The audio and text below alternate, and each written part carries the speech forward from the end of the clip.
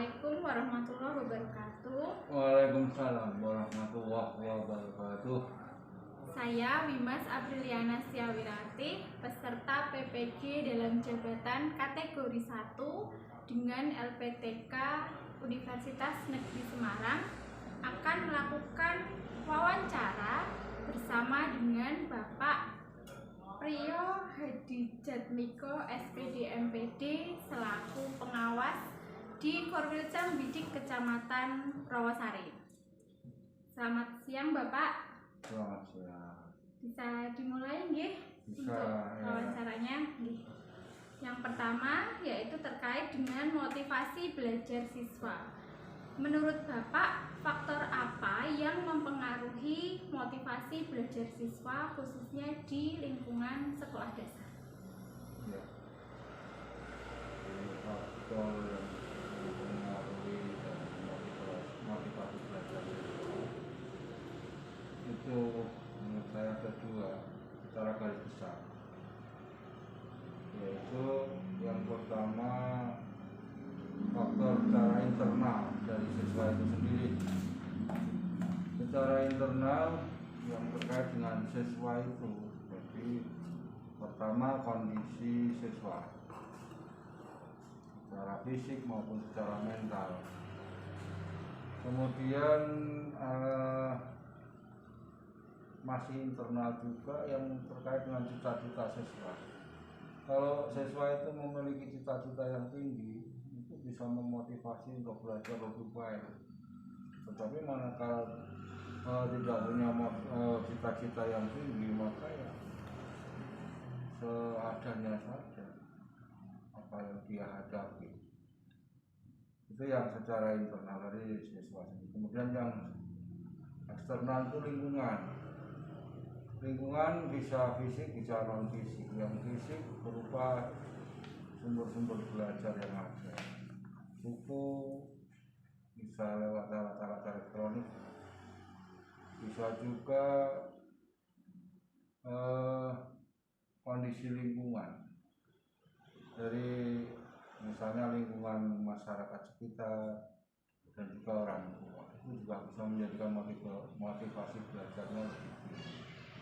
Kalau saya tambahkan sedikit, yang internal itu bisa juga kondisi kesehatan anak. Kondisi kesehatan anak itu juga contoh dari faktor internal yang bisa berpengaruh pada motivasi belajar siswa. Ada internal dan eksternal yang jelas secara garis besarnya. Terus kalau menurut Bapak, apa penyebab rendahnya motivasi belajar siswa, Bapak? Nah itu, ya itu sama juga secara internal dan eksternal. Bisa terjadi rendah motivasi belajar karena kondisi kesehatannya yang dialami oleh siswa. Kemudian kesehatan bukan berarti kesehatan fisik, Pak. Kesehatan mental karena pengaruh berbagai hal juga itu bisa mengurangi semangat belajar. Kemudian secara eksternal, terutama kalau sedang ada proses pembelajaran di kelas, karena daya tarik guru bukan secara fisik, tapi daya tarik secara umum.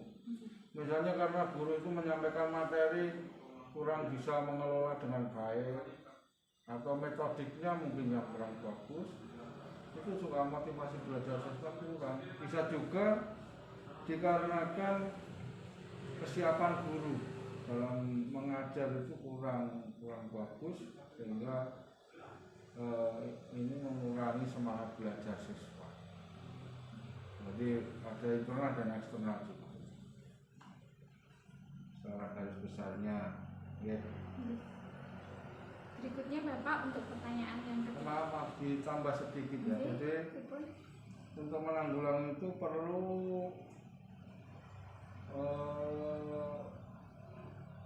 penguasaan guru tentang metodik. Jadi gabungan beberapa metode yang menjadikan semangat anak ini menjadi lebih, atau daya tarik dari penyampaian materi ini menjadikan anak itu lebih semangat untuk belajar. Itu kira-kira begitu. Jadi guru harus menyiapkan pembelajaran semenarik mungkin ya Bapak? Semenarik mungkin dikemas dan disampaikan dengan cara-cara yang diminati oleh anak. Berikutnya Bapak untuk pertanyaan yang ketiga terkait dengan kemampuan membaca siswa. Ya. Seperti halnya di sekolah kami itu bahkan di kelas tinggi pun masih ada 1 atau 2 anak itu yang membacanya belum lancar Bapak. Ya. Menurut Bapak, faktor apa yang mempengaruhi kemampuan membaca siswa Bapak? Ya. Ini karena ini faktor yang mempengaruhi kemampuan membaca, kalau menurut saya juga bisa juga berasal dari siswa itu sendiri, memang bakat dasarnya yang kurang, tapi faktor eksternal yang perlu kita ketahui, yang ini faktor merupakan yang lebih kuat menurut saya, yaitu tentang pembiasaan misalnya literasi, budaya literasi ini menjadikan siswa ini semakin haus, semakin hari semakin haus, semakin melakukan membaca semakin haus, semakin tertarik untuk membaca dan membaca. Ini budaya literasi, ini perlu diterapkan pada siswa. Kemudian yang kedua, perlunya variasi atau program-program yang terkait dengan membaca di sekolah, misalnya adanya sudut baca, sehingga kemungkinan anak untuk membaca ini semakin frekuensinya tambah karena ketertarikan pada pengelolaan tentang membaca yang ada di sekolah. Kemudian juga bisa program-program yang lain, misalnya ya masih budaya literasi, dalam rangka literasi masing-masing anak ini disiapkan satu buku gunanya untuk ya pembiasaan membaca, sehingga ketertarikan pada kegiatan membaca itu pada siswa semakin menambah begitu, untuk minat ataupun kemampuan siswa dalam membaca. Di sekolah memang harus memfasilitasi memfasilitasi untuk kegiatan literasi baca di sekolah, agar anak juga terbiasa gitu Pak. Iya. Menurut Bapak, apa penyebab dari adanya siswa yang masih belum lancar Bapak dalam membaca, khususnya di kelas tinggi Bapak?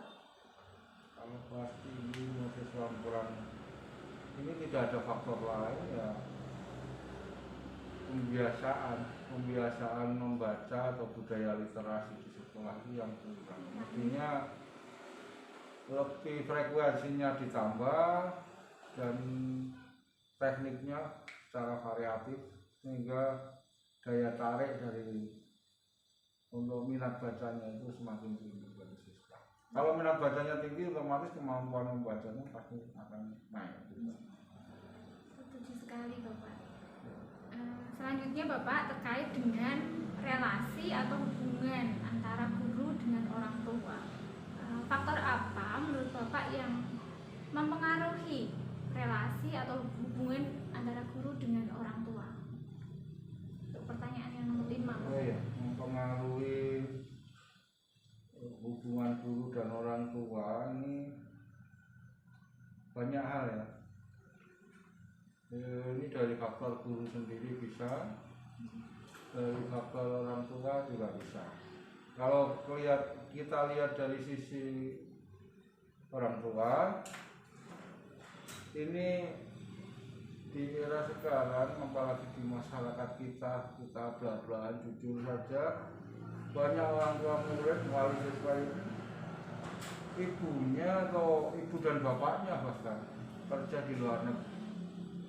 Ini jelas tidak terjadi komunikasi hubungan yang baik antara guru dan wali murid dan orang tua murid. Ini berpengaruh pada prestasi siswa, sehingga tidak terjalin komunikasi yang kuat, komunikasi yang bagus, yang timbal balik antara guru dan orang tua. Itu yang faktor dari orang tua. Ada juga orang tua karena kondisi ekonomi sehingga harus bekerja seharian, bahkan tidak sempat sama sekali memperhatikan kondisi anak.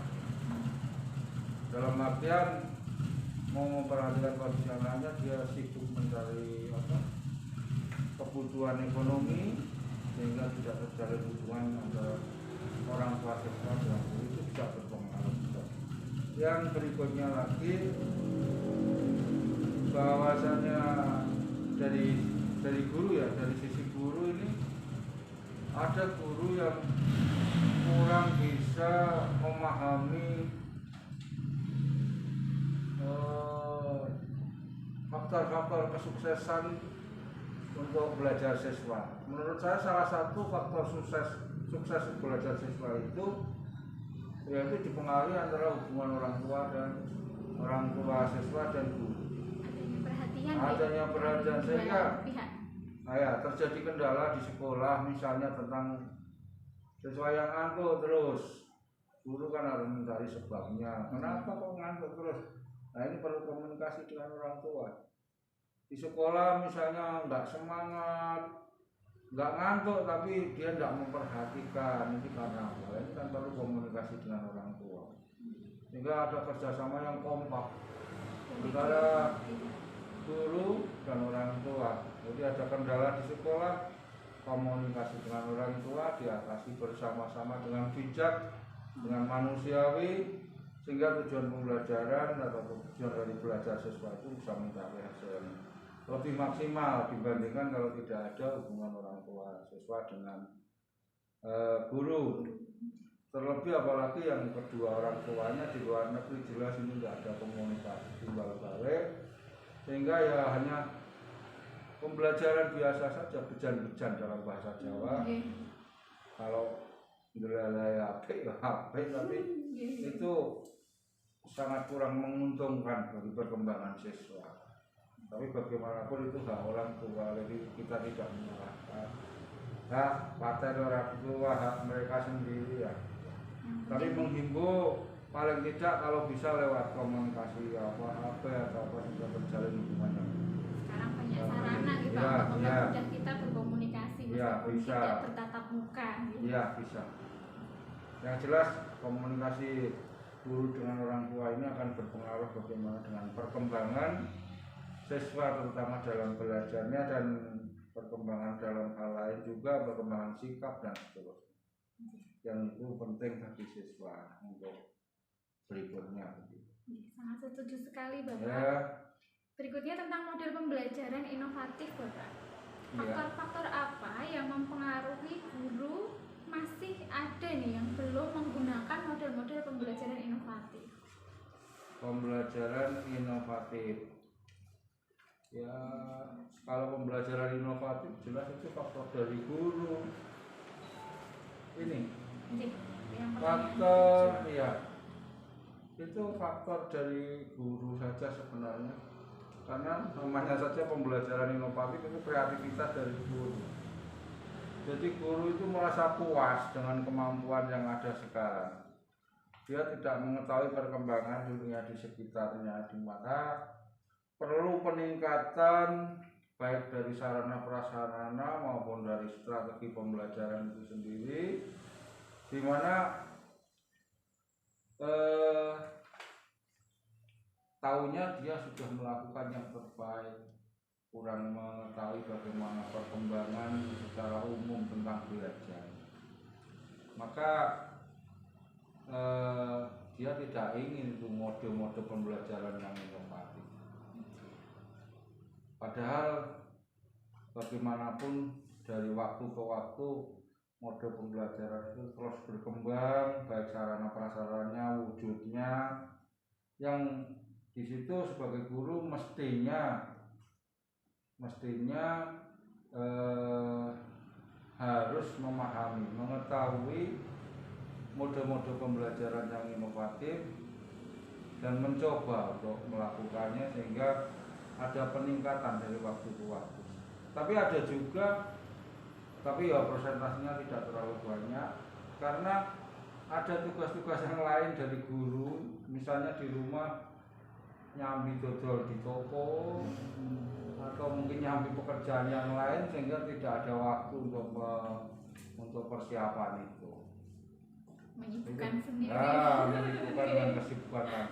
Mestinya kurang pas. Seorang yang profesional ya dari waktu ke waktu ya selalu mengikuti perkembangan, termasuk dalam mode-mode pembelajaran yang inovatif. Memang perlu sekali nih Pak kita sebagai sekolah Iya.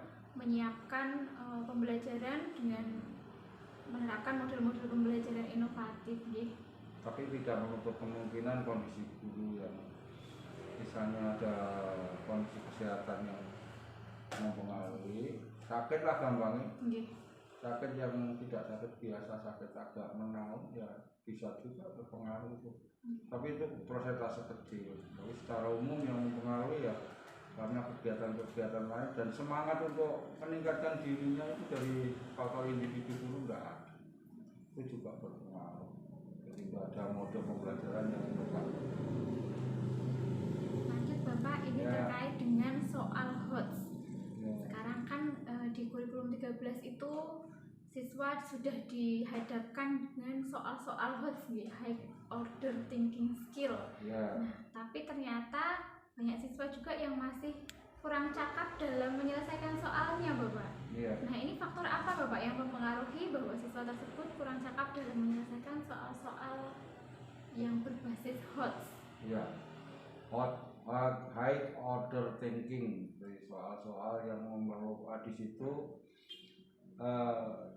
dalam bentuk soalnya ada paling enggak ada 3 variabel. A menyebabkan B, kemudian tindak lanjutnya seperti apa misalnya. Jadi ada 3 variabel paling enggak kalau soal ini. Sebabnya anak-anak ini kurang bisa mengerjakan soal-soal, pemahamannya kurang, yang jelas kurangnya latihan. Jadi dia menghadapi soal sehari-hari rata-rata tidak hot, yaitu misalnya soal-soal tingkat rendahnya misalnya lot atau mod. Jadi lot itu singkatannya masih ingat? Low order thinking. Jadi soal-soal sederhana saja, hanya satu variabel. Misalnya ibu kota Jawa Tengah titik-titik Semarang, itu lot itu. Soal-soal tertutup nih, tidak tertutup rendah sekali. Jadi variabelnya hanya satu saja, jadi mengarah ibu kota Semarang. Nah, tapi kalau bagaimana kalau A ini terjadi ini pengaruhnya terhadap B dan bagaimana tindak lanjutnya dan setelah itu harus ada langkah apa misalnya itu kan itu high kelas tinggi. Jadi 3 variabel kalau low hanya satu. Nah ini yang perlu diperhatikan untuk siswa bisa hasilnya bagus dalam mengerjakan soal-soal HOT. Tidak ada cara lain, yaitu kebiasaan diberikan soal-soal HOT sehingga otak ini terbiasa untuk berpikir beberapa variabel begitu A, B, C paling tidak itu mengaitkan A dengan B, B dengan C dan seterusnya, sehingga otak ini terbiasa untuk berpikir kritis, tidak sekedar satu soal variabel kemudian jawab disebut titik-titik di kota titik-titik lah, itu hanya otak tidak terbiasa untuk berpikir kreatif. Ada hanya ya semata-mata apa ya ingatan kelas ini apa pemahaman ataupun ya kalau bahasa dulunya hafalan ringan lah, hafalan ringan. Jadi untuk keterkaitan dengan situasi real biasanya anak-anak kaget dengan soal-soal yang tadi yang itu. Jadi tidak sampai berpikir beberapa variabel yang terkait, kemudian langkah berikutnya gitu, suatu permasalahan anak-anak kadang bingung. Jadi sekali lagi kembali disebabkan karena kurangnya latihan yang secara rutin dan yang latihan-latihan yang berkualitas. Harus banyak latihan, belajar untuk soal harus di drill ya Bapak. Bukan soal di drillnya, latihan dilatih berpikir kritis, ya kreatif, karena soal itu mengandung beberapa variabel yang terkait, gitu. Latihan. Ya. Ini terkait dengan pemanfaatan teknologi Bapak. Ya. Yang mana di zaman sekarang ini yang super canggih semuanya ini, Ya. kita juga harus menghadirkan teknologi di dalam pembelajaran. Wajib, Mas. Nggih. Wajib, karena Jadi kalau enggak anak bingung ya. Nggih. Ini faktor yang mempengaruhi apa, Bapak? Jadi teknologi itu sesuatu yang terjadi sekarang ini yang keberadaannya mau tidak mau pasti kita menghadapi gelem orang. Jadi yang kita jelas harus mau, kalau nggak mau kita nggak bisa mengikuti perkembangan zaman ya, kita KO sendiri. Terbelakang sendiri. Iya, ya. maka Teman-temannya sudah. kenapa kok bisa terjadi pemanfaatan teknologi tidak berjalan? Jadi faktor yang mempengaruhinya, misalnya di sekolah itu misalnya kurang ya, misalnya anak satu kelas ada 20 punya komputer hanya 5 misalnya. Keterbatasan unit. Nah, keterbatasan unit teknologinya. Kemudian guru kadang-kadang atau siswa sendiri kurang menyadari bahwa teknologi itu merupakan tuntutan dari perkembangan zaman sekarang. Jadi kurang paham persis bahwa itu harus kita kuasai. Belum kekurang pahaman tentang teknologi itu sendiri.